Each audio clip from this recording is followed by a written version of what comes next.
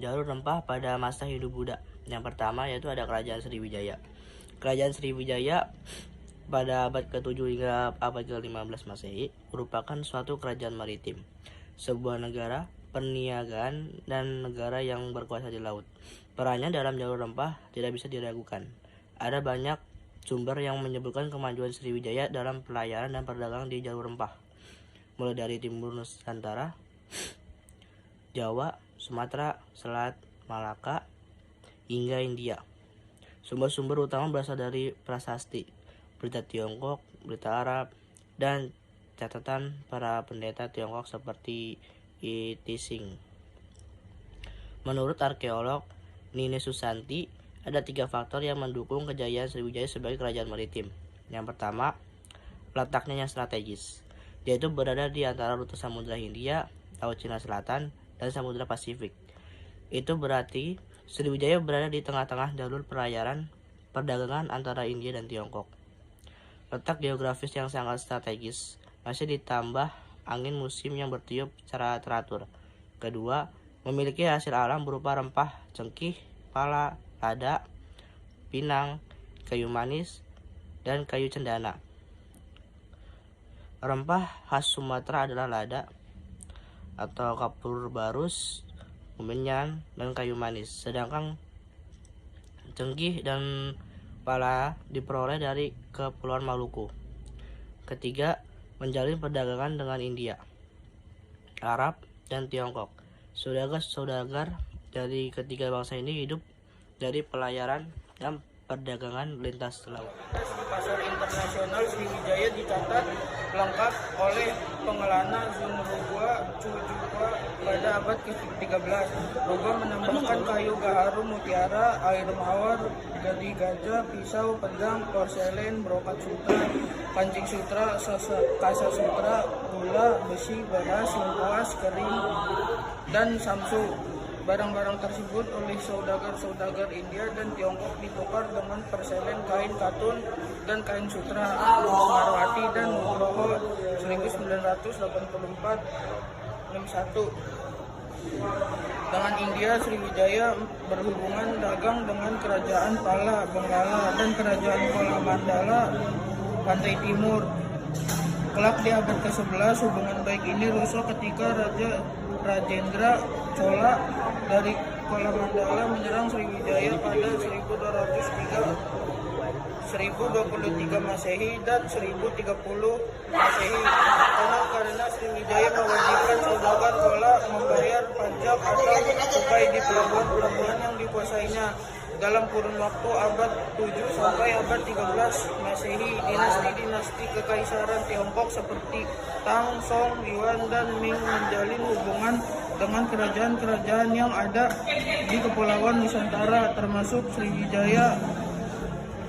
Pada abad ke-7 Masehi tercatat cukup banyak orang Tiongkok dan Arab yang bermukim di Sriwijaya. Dalam perjalanannya menuju India, misalnya pendeta Buddha asal Tiongkok bernama Yijing menurut 635 sampai 713 Masehi singgah 3 kali ke wilayah yang ia sebut Bumi Selatan, Sumatera, Jawa, dan Bali dengan menumpangi kapal Sriwijaya Foshi.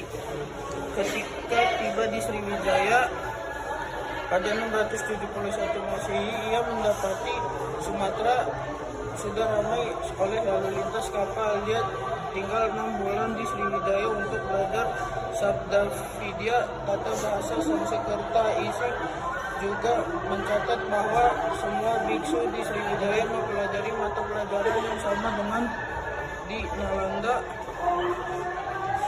India, misalnya Pancavidya yang mencakup pelajaran tata bahasa, pengobatan menggunakan ramuan rempah Nusantara, logika seni, keterampilan kerajinan, dan ilmu mengolah batin.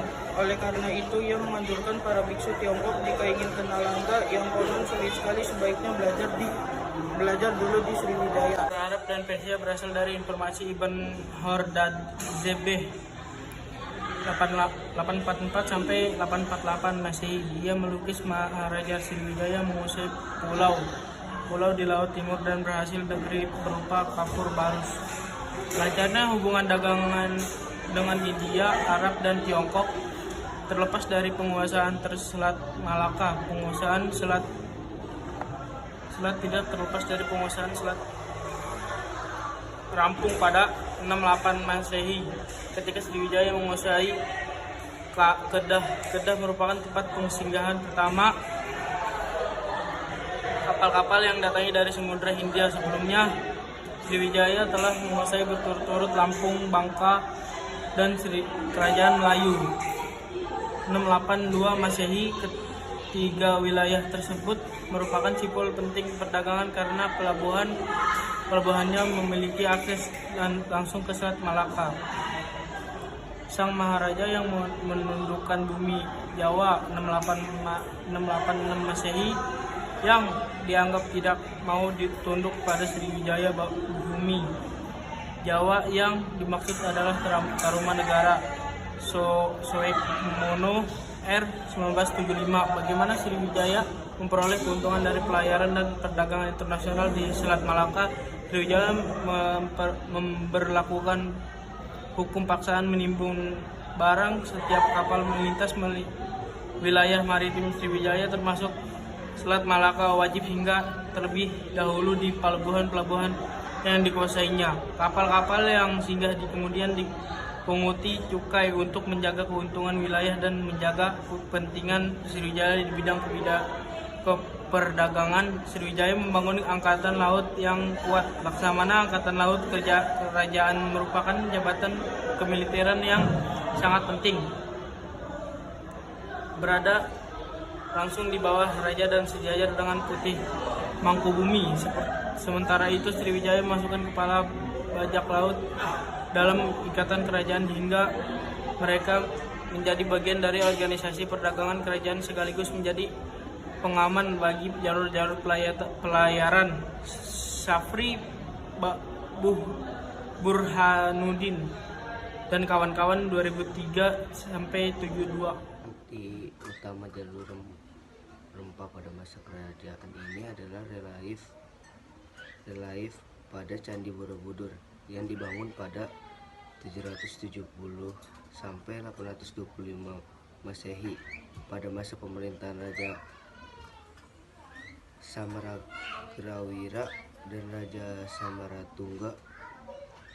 Ada 63 spesies tanaman kuno di relief candi ini. Relief Candi Borobudur juga menggambarkan potret masyarakat saat itu sedang meracik jamu. Nusantara Mamang merupakan rumah besar keanekaragaman hayati dunia. Sekitar 11% jenis tumbuhan dunia ada di hutan tropis Nusantara. Sebagian terkenal dan dipergunakan sebagai rempah. Jadi Nusantara adalah ibu rempah yang antara lain melahirkan jenis rempah raja seperti cengkeh, pala, dan cendana.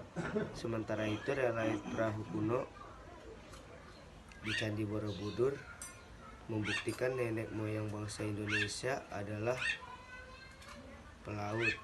Terdapat 10 relief yang memuat gambar perahu kuno dengan model yang berbeda-beda.